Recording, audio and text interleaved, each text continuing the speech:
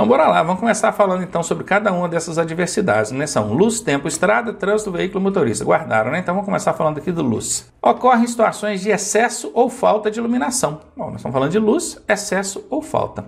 O excesso acontece aonde? No ofuscamento. E quando é que a gente tem esse excesso de luz que resulta aqui nesse ofuscamento e com a visão ofuscada? Bom, aqui está bem representado, né?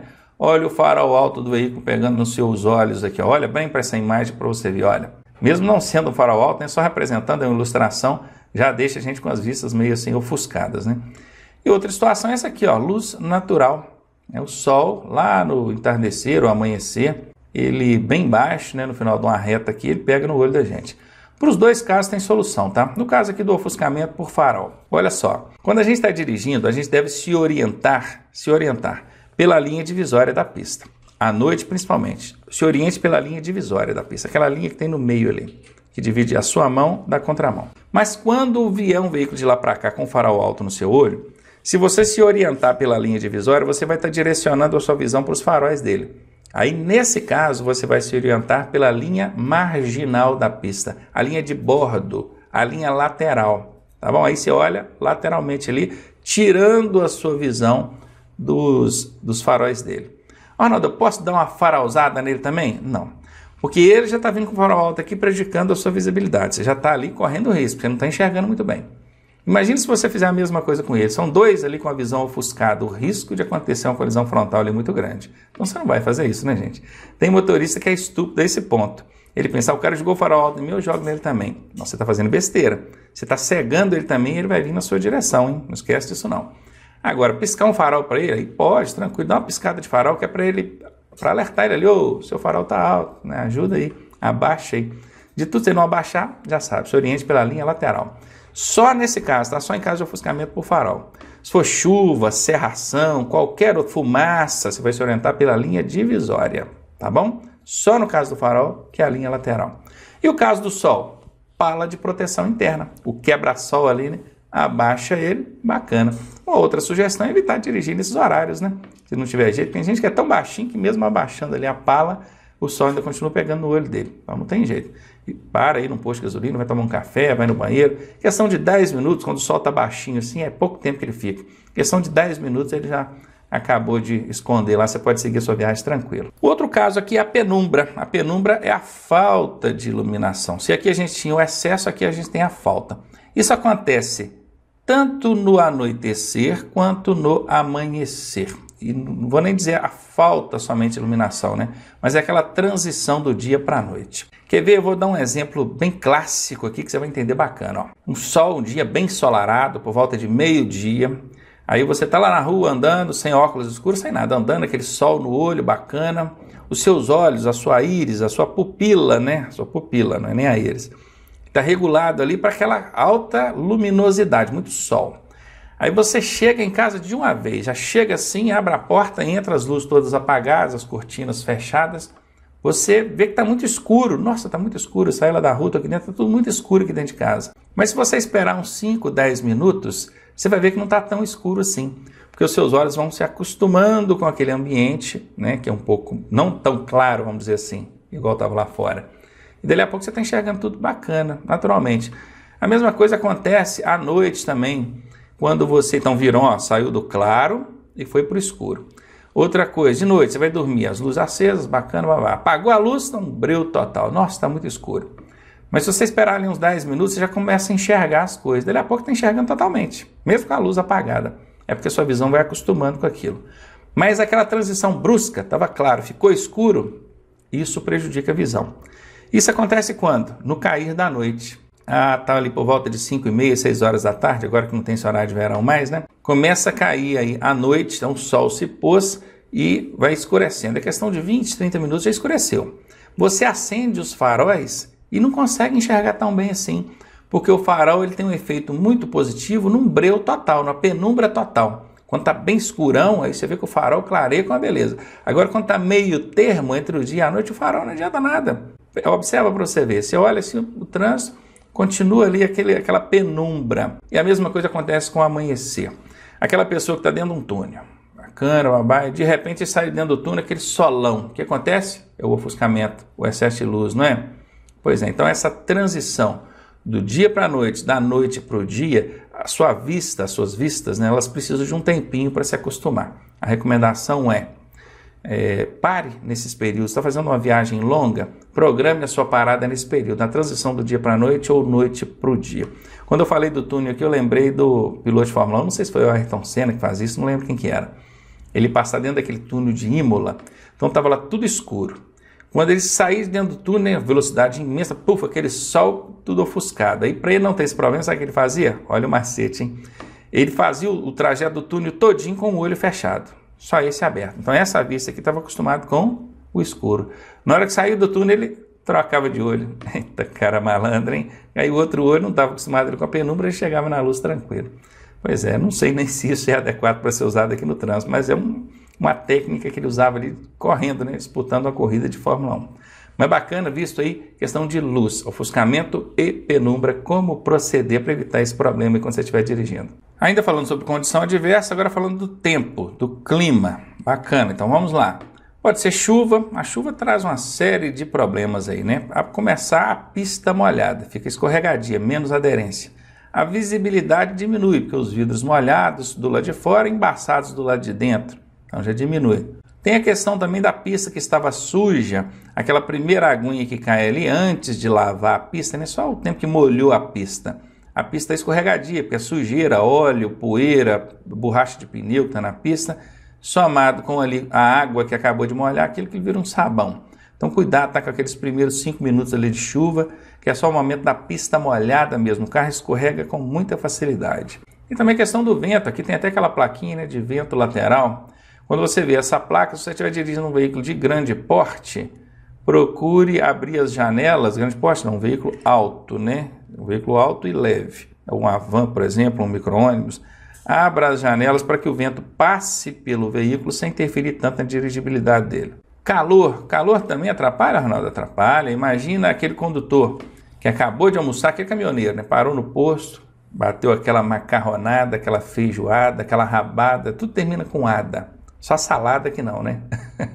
Ele encheu a pança ali, entrou no caminhão lá, aquele solão de 1h da tarde, batendo ali aquele calor, o que acontece com ele? Sono, exatamente. É um problema.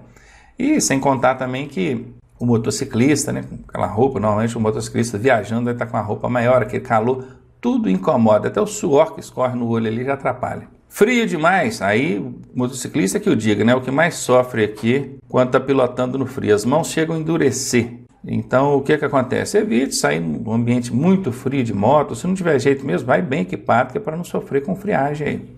Neblina, olha o que acontece aqui, caso de neblina, olha a visibilidade prejudicada. Inclusive é bom lembrar que a legislação de trânsito obriga que você acenda pelo menos as luzes de posição quando transitando sob neblina. Isso no perímetro urbano, né?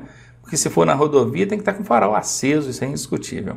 Então tá sob neblina, cerração, chuva forte, no mínimo as luzes de posição, que são os faroletezinhos, ele tem que estar aceso, senão você pode ser autuado, tá bom?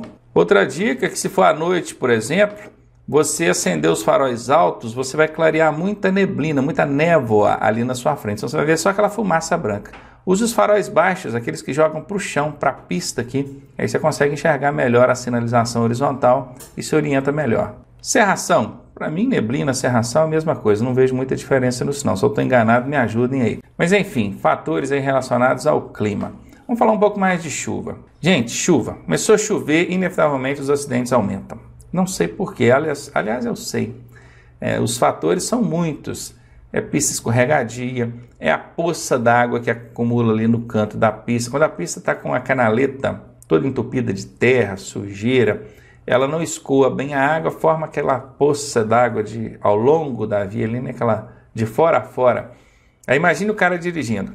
Ele está aqui na mão direção dele, quando ele percebe que tem aquela poça d'água no canto que vai toda a vida, ele chega o carro um pouco mais para o meio da pista aqui, às vezes até pegando um pouco daquela faixa amarela ali, né, no centro da pista. Para quê? Para fugir da poça d'água. Aí, de repente, vem um caminhão de lá para cá, o que esse camarada faz? Ele precisa voltar, não precisa? E ele volta sem diminuir a velocidade. As duas rodas da direita passam dentro da poça d'água e as duas rodas da esquerda fora da poça d'água. O que acontece? Você já deve ter visto alguém dirigindo, às vezes estava no banco carona, e ele passou com duas rodas dentro da poça d'água. O que acontece? Se ele tiver em muita velocidade, você sente que o carro dá aquela segurada, faz assim, dá aquela segurada ali. E segura só nas rodas que passaram dentro da água. Enquanto essas do lado direito que passaram na poça d'água ali com a força, né, prendendo o carro, a esquerda está na pista molhada, escorregadia. Qual que é a tendência?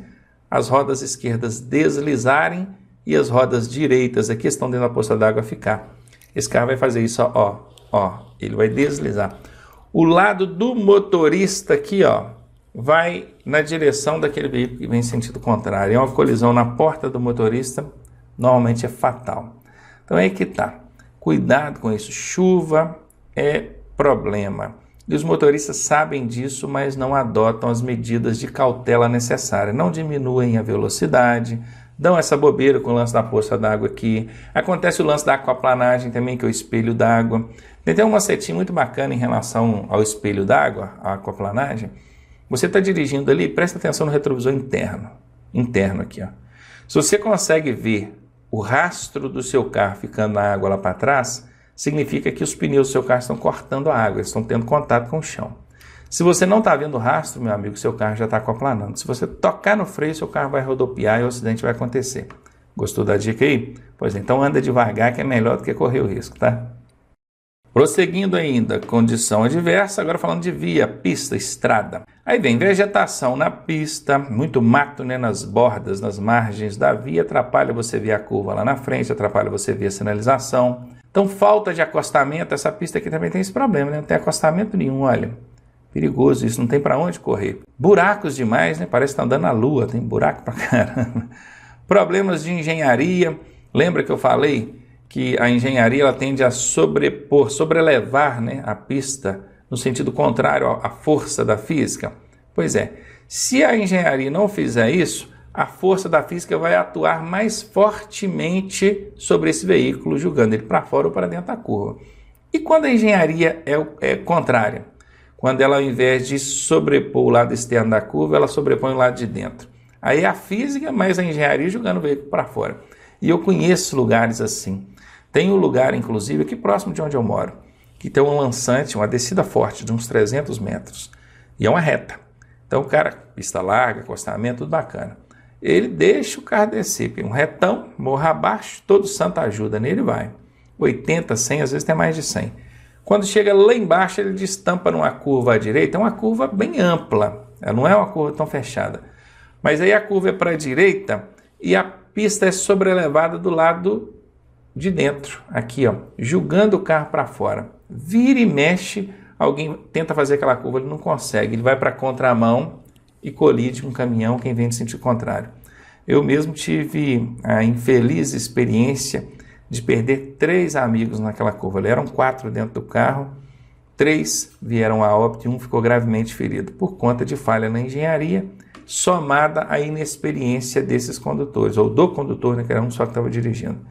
Ele, no lançante, desceu, não tinha conhecimento dessa força da física jogando o veículo para fora, a engenharia falhou nesse ponto, o veículo foi para a contramão, colidiu frontalmente com a carreta.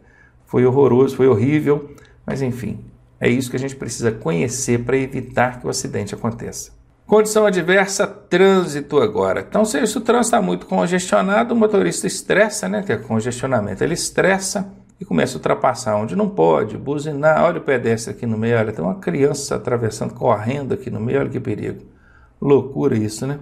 E mais, aglomeração de pedestres, muitas pessoas, tem que ficar de olho nisso. Intensidade de veículos pesados, veículos grandes, normalmente tampam muito a visão de quem está vindo próximo dele ali atrás ou nas laterais, tome cuidado com isso. Então é o seguinte, se o trânsito está muito congestionado, o motorista fica estressado, fica nervoso, começa a buzinar, ultrapassa onde não pode, força a passagem, acontece tudo. Mas se o trânsito está livre, está meio miserável, senta o pé no freio, acelera tudo que pode, interessante que a maioria, aliás, das colisões frontais acontecem em reta, o cara está vendo o outro vindo de lá para cá. Mas por quê? Excesso de velocidade, perde o controle, entra ultrapassando onde não dá, calcula mal, certo? Então é isso. O problema está no trânsito congestionado, trânsito livre demais? Sim, mas lembre-se, 90% é culpa do motorista. Condição adversa, veículo, tem? Tem. Tá aí, ó, má conservação, acomodação inadequada da carga, passageiros alterados ou inquietos. É importante lembrar, olha aqui, ó, que o condutor é o responsável pela segurança dos ocupantes do veículo. Portanto, mantenha a ordem. Dá uma olhada nisso aqui. Eu até coloquei a setinha mostrando aqui. Dá uma olhada nisso aqui. Olha esse pessoal aqui. Tem dois, um com a cabeça para fora, o outro com o corpo, metade do corpo para fora. Tem um com as pernas para fora, o outro com o braço para fora. Tem um aqui na frente olhando para trás. Parece que o motorista está aqui, né, de cabeça para baixo aqui, ó, com as pernas para cima. Então é uma loucura. Aqui o negócio tá pegando. Então, ó, manter a ordem. O cara que está dirigindo, crianças, então falam muito, gritam, brigam, comem durante o tempo que está ali, caem as coisas, entornam um líquido, e às vezes o motorista acaba se distraindo com aquilo, com barulho, com grito. Eu mesmo, ele mexe, estou um bocado um susto com o menino gritando ali. Tem que parar e chamar atenção, meu filho. Se você der um grito desse, assusta o papai ou a mamãe, quem estiver dirigindo, e pode acontecer um acidente, aí todo mundo machuca, cuidado. Então, manter a ordem. Essas pessoas, passageiros que abrem o vidro, ficam o braço para fora, põe a cabeça para fora. Se o carro tem ali o teto panorâmico, ali o teto solar que ele que abre, e tem gente que sobe no banco traseiro, coloca o corpo para fora. Isso não pode ser infração de trânsito, além de ser perigoso. Aqui, ó, falando de acomodação inadequada da carga, principalmente em motocicleta, né? Se o cara coloca uma carga mal distribuída numa motocicleta, né? Um saco de milho, por exemplo, na garupa da moto, muito por um lado, né? E pouco para o outro, na hora que ele vai fazer uma curva para a direita, que a carga está ali para o lado direito ali, ó, puxa ele demais para lá. Na hora que vai fazer para a esquerda, ele está tentando puxar e não vem, porque o peso está lá. Então, distribui bem. No caminhão, a mesma coisa, carga muito lá na frente, ou muito cá atrás, ou muito no meio. Tem que ver ali a distribuição, até por conta da força, né, da gravidade ali, ó. O centro gravitacional, quem faz curso de transporte de carga, estuda bem isso. Tem que estar atento a isso, para ver questão de carga líquida, que balança, carga viva, que é um animal, também anda para lá, anda para cá. Tudo isso conta, o motorista precisa conhecer e levar em consideração. Condição adversa do condutor, o motorista. Essa aqui é a última condição adversa a ser colocada pela direção defensiva, no entanto é a mais importante, acho que ninguém duvida disso, né?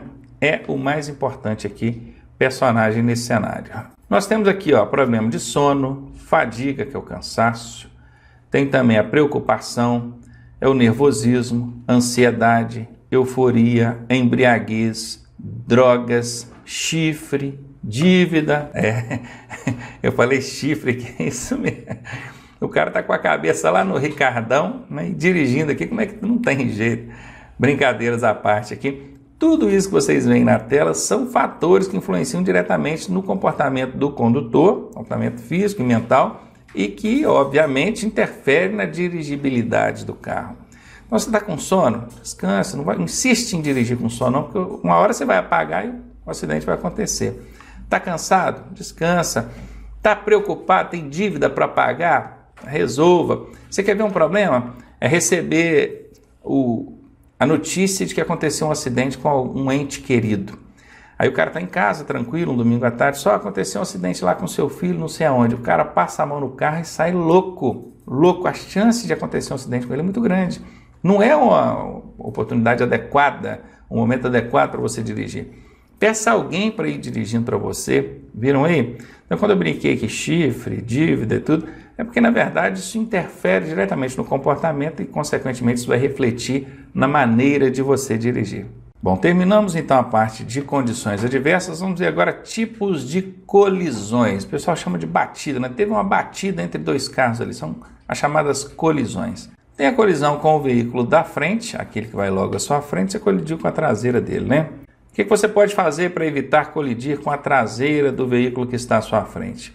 Regra número 1, principal, sagrada, manter distância, e a distância aqui é recomendada de 2 segundos. Como é que funciona esse lance da distância de 2 segundos? Só olhar aqui na ilustração, ó. Você vai observar uma referência física qualquer, nesse caso aqui foi uma árvore, poderia ser uma placa, um quebra-molas, qualquer outra coisa que fosse uma referência física na pista, uma referência estática, parada. O veículo da frente passou por essa referência, você vai contar 2 segundos. 1, 2, depois você vai passar pela referência também. Por que aqui ele contou 51, 52? Porque se ele contar 1, 2, ele conta muito rápido, né? Então ele tem que contar 51, 52, que aí vai dar os 2 segundos certinho. Em alguns casos eu vejo orientando que você conte 3 vezes, 51, 52, 53. Por quê? Porque o 51, ó, você começou, 51 é o 0, né? Quando você conta os 52, aí você já está no segundo 1. Então, para dar mais um segundo, você tem que contar 53, não é? Tem gente que orienta a contar 1001, ou 10.001, ou 50.001, 50.002, 50.003. Se você não quiser contar 3 assim, você tem que dar um tempinho, né? Que é um tempinho do 0 até o 1. Porque quando você conta 1, 2, na verdade você já partiu do 1. Você só contou 1 segundo. Se você parte do 0, conta assim, ó, 50.000, 50.001, 50.002. Então, o 50.000 é o ponto inicial, o momento que o veículo passou. Então, tá aqui, 50.001, 50.002. Aí sim, você fez uma contagem de 3, mas a primeira contagem é o ponto 0. Bacana? Isso é só formas diferentes de contar aqui, de medir essa distância em tempo. Por que eu tenho que contar em tempo e não em metros? Porque se você contar em metros, de acordo com que a velocidade mudar, essa distância vai variar. Vou dar um exemplo aqui para vocês. Se você estiver andando dentro do perímetro urbano a 20, 30 km por hora, você mantém 30, 40 metros do veículo da frente? Não mantém, né? O máximo que você vai manter andando a 30, 40 por hora aí, você vai manter uns 3, 4 metros de distância. É o espaço ali de 1, 2 carros, né, entre você e o da frente. Não é verdade? É mais ou menos isso que você mantém. 4 metros por aí. Isso andando a 30 por hora. Agora, quando você está andando na rodovia, uma via de trânsito rápido, uma via expressa, você está desenvolvendo ali 80 por hora. Você anda a 4 metros da traseira do carro da frente? Não. Então, observem que a distância em metros, ela não serve para ser medida no que diz respeito à distância de segmento, porque a depender da velocidade, essa distância precisa aumentar ou diminuir. Agora, quando você conta em tempo, a distância em metros ela já varia consequentemente. Porque 2 segundos andando a 40 km por hora vai dar mais ou menos uns 5 metros. Agora, 2 segundos andando a 80 por hora vai dar aí mais de 20 metros. Certo? Viram a diferença? Então é isso, conte em tempo. E a direção defensiva ainda recomenda que quando a condição for adversa, por exemplo, está à noite, está com chuva, carga pesada, está cansado, qualquer coisa, dobre essa distância. 2 segundos em condições favoráveis, totalmente favoráveis. Condições adversas, dobre essa distância, vai para 4, em vez de 2, vai para 4 segundos. Segunda providência que você pode adotar em relação a evitar essa colisão com o veículo da frente. Observar o trânsito lá na frente do veículo que te precede. Quando você está dirigindo atrás de um automóvel, você consegue ver através dos vidros dele. Você olha ali pelo vidro traseiro, você consegue ver no para-brisa lá na frente o que está acontecendo. Isso te possibilita antecipar uma possível parada desse veículo da frente por um semáforo que esteja fechando, por um pedestre que entre atravessando, um ciclista, confere? Daí a importância do veículo não ter o insufilme tão escuro. Tem gente que mete um insufilme escuraço no carro, você não consegue ver através dele. Tá? Inclusive tem regra para isso, tá? Não pode você chegar colocando qualquer intensidade de insufilme ali não, porque isso é infração de trânsito. Entenderam agora o porquê do insufilme? Outra coisa, dirigindo atrás de um veículo de grande porte, como é que você vai ver através dele? Não tem como. Então você tem duas alternativas. Se a pista for larga o suficiente, de maneira que você consiga visualizar lateralmente, é a melhor alternativa. Porque assim você está vendo aqui do lado dele e ele está te vendo pelo retrovisor dele. Você fica dentro do campo de visão dele, não fica escondido lá atrás no ponto cego. Agora, se não tiver jeito, aumente a distância, porque o risco aí aumentou, né? Você não está tendo uma visão lá na frente. Então, bacana, tem essa questão de estar atento ao que acontece lá na frente, né, desse veículo que te precede, que é aquele veículo que está à sua frente. E tem também ficar atento aos sinais emitidos pelo veículo da frente. Aqui, ó, o motorista está de olho na seta que o veículo da frente lá está dando. Ó. Se você está atento na sinalização que ele emite, bacana, você já sabe o que ele vai fazer, já evita de você ser pego de surpresa e colidir com a traseira dele. É claro que para isso funcionar bem, quem está na frente tem que sinalizar de forma correta e com antecedência adequada. Viram agora por que deixar de dar uma seta é uma infração de trânsito grave? Porque ela prejudica diretamente quem está aqui atrás. Bom, se nós vimos como evitar colidir com o veículo da frente, agora a gente vai ver como evitar que o veículo de trás colida com a traseira do seu carro. Quais são as providências? A regra básica, principal, não parar bruscamente, de forma inesperada. Se você está aqui, tranquilo, e do nada você mete o pé no freio, a chance de quem está atrás colidir com a traseira do seu carro é gigantesca. Confere? Então, ó, lá, para evitar de bater com o veículo da frente, né, na tela anterior, a gente mantém distância. Agora, para evitar que o outro bata na traseira do seu carro, é não parar bruscamente. Outra coisa, facilitar a ultrapassagem. Evitar que outras pessoas andem colados na traseira do seu carro. Eu não sei porque tem gente que parece que não teve infância. Ele não gosta de ser ultrapassado, não. Parece que ele está numa disputa ali no trânsito, né? A verdade é essa. Gente, vê se eu vou querer que motorista fique andando colado atrás de mim, ficar segurando ele de forma alguma. É uma coisa que me incomoda. Se eu ver que tem um motorista atrás de mim, eu fico prestando muita atenção no retrovisor e pouco na frente, porque eu fico incomodado com ele, isso é até perigoso. Então eu sou o tipo do motorista que, quando eu percebo que alguém está vindo em maior velocidade, antes dele chegar em mim, eu já encostei e já deixei ele passar. Vai embora, meu filho.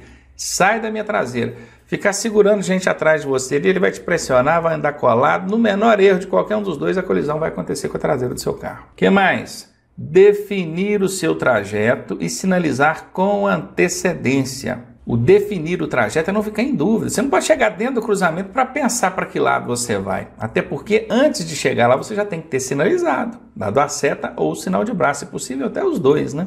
E também posicionar adequadamente. Vai virar para a direita? Chega o carro para a direita. Vai virar para a esquerda? Chega o carro para a esquerda. Tem todo um procedimento para você fazer a mudança de direção de forma adequada. Quer fazer uma baliza ali na frente, que viu uma vaga? Bota o bracinho para fora, sinaliza com o braço, né? Tipo assim, ó, vou diminuir a velocidade ao parar. Não tem aquele sinal que o motorista estica o braço assim, ó, na horizontal e balança? Pois é, quem está vindo atrás já percebe que você vai fazer uma imobilização ali e já mantém uma distância maior. Agora, se você dá só a seta para a direita, às vezes o cara de trás não entende muito bem, cola na traseira, como é que você volta fazendo a baliza? Então, tudo isso ajuda, tanto para evitar acidente, como ajuda também na desenvoltura, fluidez do trânsito. Colisão frente com frente, agora é os dois colidindo frontalmente, olha cá, puf, batida frontal. Isso aqui acontece 90% das vezes por conta de ultrapassagens mal planejadas ou realizadas em locais proibidos. Nesse caso aqui, não precisa nem dizer, né? Olha, linha dupla contínua. Eu não sei quem que estava ultrapassando, eu sei que independentemente de quem fosse, estava errado. Porque a dupla contínua não permite ultrapassar em nenhuma das direções. Então, só ultrapassar com segurança e onde for permitido, já vai evitar aqui uma colisão frontal. Entrar nas curvas com velocidade moderada. O cara entra correndo demais, quando ele percebe, já era, né? Ele perde o controle, vai para a contramão e acontece a colisão frontal. Respeitar os limites de velocidade da via e também as demais condições. Aglomeração de pessoas, pavimentação boa ou ruim, falta de sinalização, buraco, uma série de coisas. Agora presta atenção nisso aqui, ó. É um dos acidentes mais violentos que existem, pois a força do impacto corresponde à soma da velocidade dos dois veículos. Se esse veículo aqui, o verdinho, estiver a 80 km por hora e esse azulzinho aqui também estiver a 80 km por hora, vai somar a velocidade dos dois e você vai sofrer um impacto correspondente a 160 km por hora. Meu amigo, um impacto de 160 km por hora não sobrevive nem a alma, até o anjo da guarda do cara morre, foge todo mundo. Brincadeiras à parte, essa coisa muito séria, uma colisão frontal a 50, cada um estando a 50 por hora, tem um impacto de 100, equivale à queda do 21º andar de um prédio, a 50 por hora. Vê, você está ali 80, o outro a 80. Quando vê que vai bater, um freou, o outro freou, então já vai diminuindo a velocidade. Quando chega a colidir, já não está a 80 mais, já perdeu um pouco de velocidade. Mas imagine que bateu a 50 cada um. É um impacto de 100 por hora. Isso equivale à queda do 21º andar de um prédio. Qual que é a chance de você sobreviver caindo do 21º andar de um prédio? Entendeu aí? Então é muito perigoso, isso é arriscado, isso precisa ser levado em conta e com seriedade. Ainda falando sobre tipos de colisões, agora falando das colisões nos cruzamentos. Bora lá. Reduzir a velocidade antes de transpor o cruzamento. É reduzir sempre, parar nem sempre, tá? Então tem muito isso em prova. Qual que é a postura correta do condutor ao passar por um cruzamento? Parar sempre? Não. Tem hora que se você parar sem precisar, você pode causar uma colisão com quem vem atrás de você. Ele colide com a traseira do seu carro. Então lembre-se, o sempre não é bom. Agora, reduzir a velocidade? Sim, bacana. Reduz a velocidade, passe devagar, mesmo quando a preferência for sua, mesmo quando o semáforo estiver verde para você. Tem gente que pensa assim, Ronaldo, Mas o semáforo está verde, para que eu vou diminuir? Você nunca ouviu uma situação, ou tivesse visto ou ouvido falar de alguém que avançou o sinal vermelho? Acontece. Às vezes o outro lado do semáforo lá está queimado. O vermelho está queimado, o verde está queimado, tudo queimado. Aí o motorista que vem de lá, em vez de vir com cuidado, ele vem todo confiante, porque ele não está vendo a luz vermelha acesa. Ele pensa assim, tô certo, é aquele que coloca a razão acima da segurança, não é? Pois então, reduza a velocidade, independentemente do tipo de cruzamento, reduza a velocidade. O manter a velocidade também não é adequado. Por quê? Quando na sua prova fala assim, mantenha a velocidade. Então, se você estiver correndo, você vai manter a velocidade? Então não dá, viu? Então não precisa parar em todas as situações, algumas até vai precisar, mas parar sempre está errado. Manter a velocidade pode estar errado, a depender da situação. Agora o reduzir não tem erro. Reduz a velocidade, tranquilinho, de boa. Olhar para os dois lados, olhando primeiro para a esquerda. Por que eu tenho que olhar primeiro para a esquerda? Porque aquela via transversal ela tem mão e contramão. E a faixa de trânsito que você alcança, que você atinge primeiro, que você invade primeiro quando está transpondo, é a do veículo que vem da esquerda. E é justamente aquele que colide com a porta do seu lado aqui, né? Então se liga aí. Aproximar-se com o pé no pedal de freio. Por que eu tenho que vir no cruzamento com o pé no pedal de freio? Eu tenho que frear? Olha, eu disse agora há pouco que tem que reduzir a velocidade. Para reduzir a velocidade nem sempre precisa frear. Às vezes só tirar o pé do acelerador, a velocidade já reduz, não é verdade? Mas para você tirar o pé do acelerador e levar no freio, demanda um tempo. Chama-se tempo de reação. Isso é alguns fração de segundo, não chega nem a ser um segundo. Mas já é tempo. Vocês vão ver daqui a pouquinho, na experiência que eu vou mostrar aqui na tela, que nesse tempo de reação o veículo percorre alguns metros. Se você chega no cruzamento com o pé no freio, não precisa nem de apertar não, mas se você já está com o pé no freio, qualquer coisa que acontecer, você já aperta o freio, já está com o pé ali, já elimina aquele tempo de reação, já ganha tempo, evita que o veículo percorra alguns metros ali, né? Evita de adentrar tanto na área de cruzamento. Então o pezinho no freio aqui é para eliminar o tempo de reação, ajuda muito. E aqui diz que 1/3 de todos os acidentes de trânsito acontecem nos cruzamentos. Aliás, é nos cruzamentos que a maioria dos acidentes acontece. Ronaldo, você falou que é 1/3. 1/3 é 1 de 3, quer dizer, teve 3 acidentes, apenas um foi no cruzamento. Bacana, um foi no cruzamento. Então sobrou 2, não foi? Esses outros 2 você vai dividir aí para colisão frontal, colisão traseira, colisão lateral, colisão tudo quanto é tipo. E aí, onde que acontece a maioria dos acidentes? É ou não é nos cruzamentos? É, né? Então não tema com o professor aqui não, tá? Bora lá. Colisão nas ultrapassagens. Falei agora há pouco da colisão frontal, que ela acontece a maioria das vezes por conta de ultrapassagens mal planejadas, mas nem sempre, né? Às vezes o motorista estava com sono, na reta, coisa e tal. Aqui a gente já vai falar das ultrapassagens mais especificamente. Então vamos lá. Observar as condições de segurança, espaço e visibilidade. Bom, aqui não tinha espaço e nem visibilidade, né? Porque tem uma curva vindo aqui, olha a curva, ó. Se tiver um veículo vindo aqui, ó, quando esse camarada aqui acabar de fazer a ultrapassagem, né? Se ele passar esse caminhão aqui, ó, quando ele voltar, ele já vai estar dentro da curva já, quase confrontando quem vem no sentido contrário. Isso sem contar a linha contínua aqui, né? Tá nítida aqui que não pode ultrapassar. Isso aqui é o tipo de infração gravíssima. Olha, aliás, eu coloquei aqui 5 pontos, mas são 7 pontos. É gravíssima, vezes 5. Tem uma multa ali multiplicada por 5. Ultrapassar em local proibido assim pela sinalização. Só ultrapassar em locais permitidos. Aqui é proibido, tá dando para ver isso, né? E manter distância lateral de segurança. Vai fazer ultrapassagem? Mantenha a distância aqui, ó, lateral. Não passa coladinho no carro que está do seu lado, não. Tá? Quando estiver ultrapassando, observe o retrovisor aqui, ó. Você viu o carro que você está ultrapassando pelo retrovisor, significa que ele já ficou para trás, então você já pode retornar a faixa de origem. Eu estou sinalizando isso tudo aqui, gente, representando, mas é óbvio que nessa situação aqui não pode ultrapassar de jeito nenhum, né? Claro.